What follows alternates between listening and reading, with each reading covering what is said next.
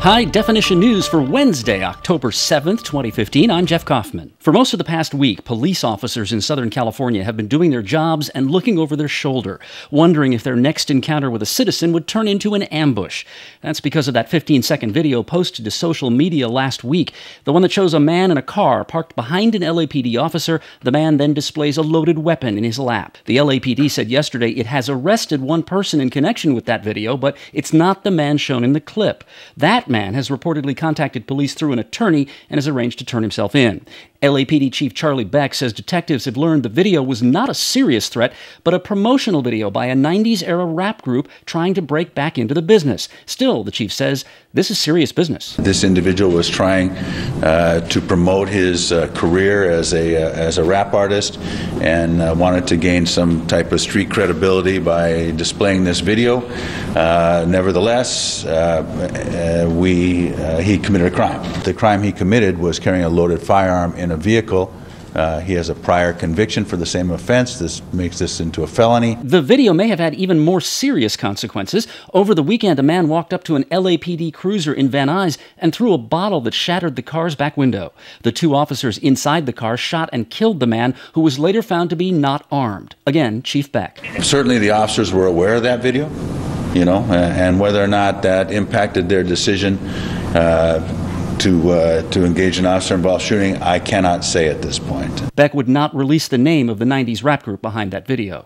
Remember the woman shown in a viral video last year being beaten by a CHP officer on an on-ramp to the Santa Monica Freeway in L.A.? Her name was Marlene Pinnock. She was hospitalized for a time after the incident last July, but she ended up settling with the CHP. She received $1.5 million, and the officer quit the force.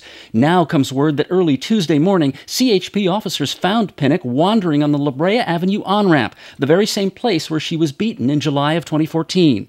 The officers took her into custody. She's now at LA County USC Hospital undergoing a psychiatric evaluation. Governor Brown's bill signing pen is getting a workout this week. This morning at the Griffith Park Observatory, the governor signs a climate change bill that requires California utilities to generate half their energy from renewable energy sources by the year 2030. It's a watered-down version of a bill that originally also called for California to cut its gasoline use in half. The governor yesterday signed into law a bill that requires employers in the state to pay women the same as men for doing the same work. This is a very important milestone, and the energy that I sense in this room hopefully can continue and magnify and amplify all our efforts in the years to come. Surveys show that in California, women make only 84 cents for every dollar that men make. For minority women, that figure is even lower. Opponents of the so-called right to die law that the governor signed into law earlier this week have begun collecting signatures for a ballot initiative to overturn the assisted suicide law. They're hoping to get it on the ballot for November of 2016. Doctors Without Borders has called for the international agency created under the Geneva Conventions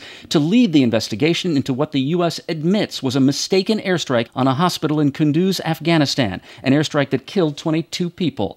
Doctors Without Borders has called the airstrike a war crime and a violation of the Geneva Conventions and says the U.S. should not lead the investigation. 8 years ago, candidate Barack Obama promised to pull American troops out of Iraq and Afghanistan and to shut down the prison camp at Guantanamo Bay, Cuba. So far, 1 out of 3. But the number of American troops in Afghanistan is way down, and the president's plan after 2016 is to leave only about 1,000 GIs based at the U.S. Embassy in Kabul. Yesterday, the general who commands American forces in Afghanistan told the Senate Armed Services Committee that's not enough. General John Campbell said conditions on the ground have changed since the president announced his decision, and with a resurgent Taliban and a still active al-Qaeda, he's submitted several options to the White House for more boots on the ground. He would not say how many troops he's recommending be posted to Afghanistan. Shades of the Cold War. The U.S. and Russia are eyeball to eyeball over Russia's increasing air war in Syria, and today there's been a new development, a report that Russia has sent ground troops into that country. Still no sign of the El Faro, the container ship that's missing and presumed sunk in the Bermuda Triangle. It lost power just as Hurricane Joaquin was at its peak last week. The 800-foot ship is believed to be at the bottom of the ocean. The Coast Guard says the debris field is as big as the city of Los Angeles, but there's been no sign of the 28 American and 5 Polish sailors aboard the El Faro, except for one unidentified body pulled out of the water 2 days ago. With more than a dozen Republicans and almost half a dozen Democrats running for president, Stephen Colbert sat down last night with the former president who would probably win the election in a walk if he were not constitutionally prohibited from serving. Who do you think is most qualified to hold office in 2016? The lady I saw singing on Saturday Night Live. Oh, she was very good. Very good.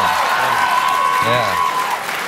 That Val woman was wonderful. Yeah. She was really wonderful. Made me want to take a drink with her. Yeah. Former President Clinton said on CBS's Late Show with Stephen Colbert that while the candidates have so far talked about immigration, Iran, and the economy, those issues won't be the most significant the next president will face. I think the next president will make between 1 and 3 appointments to the Supreme Court. And it's a one-vote Supreme Court, one way or the other. You just got to decide how important that is to you. Clinton also had an explanation for the continuing popularity of Donald Trump. He's the most interesting character out there. And because Trump says, okay, I've supported Democrats, I've supported Republicans. Yeah, I used to be friends with Bill Clinton, who cares? I run things, and I built things, and you need somebody that'll go in there and fix it. And if they don't let me fix it, I'll just get them out of the way. That is, but he's a master brander, and there is a macho appeal to saying, I'm just sick of nothing happening.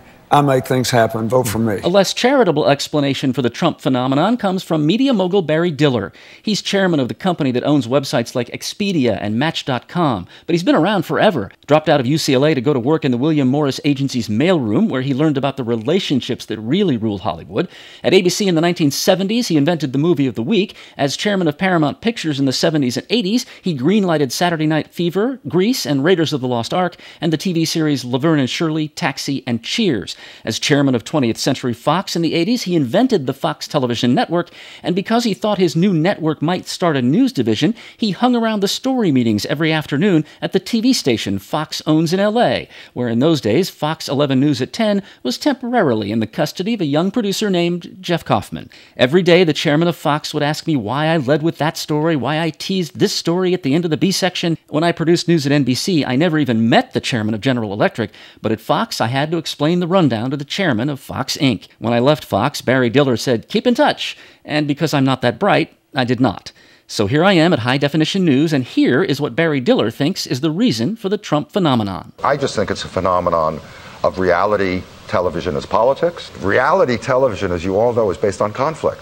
Nobody wants to watch reality television of 2 housewives sitting in a room talking about where they're going to go get their hair done.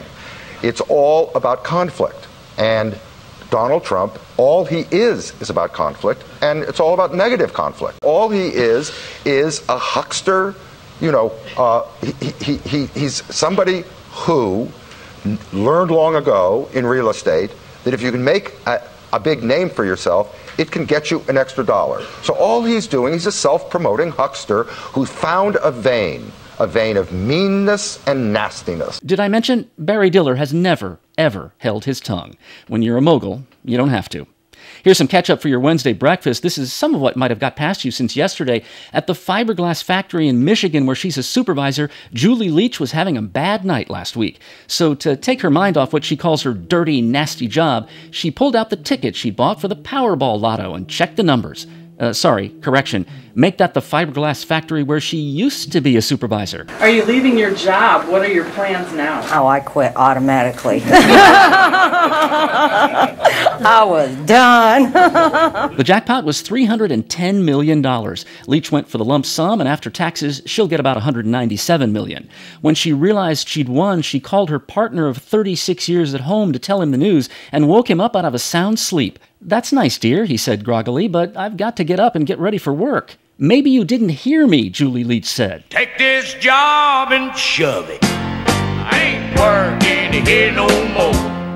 Leach says she and her partner will do some traveling, and she'll take care of her kids and her 11 grandchildren, one of whom has already put in a request for an iPhone 6. Leach has also hired a financial planner, which is probably a smart move because you do not want to have to knock on that factory door after you've blown through nearly $200 million, not after the last thing the boss heard you say was, "Take this job and shove it. I ain't working here no more." Now you know what we know. I'm Jeff Kaufman, High Definition News.